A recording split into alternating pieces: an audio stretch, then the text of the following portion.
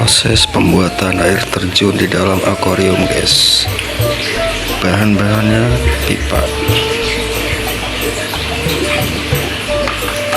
Di sini bagi air, paralon, lem Korea, pasir silika. Nah, ini buat rakitannya ya, guys.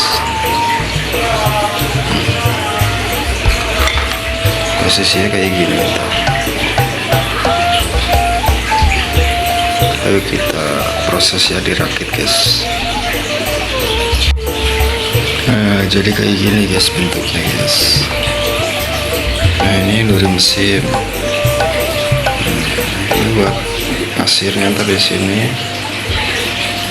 Nah, ini buat output pasirnya di sini, guys. Paham gak?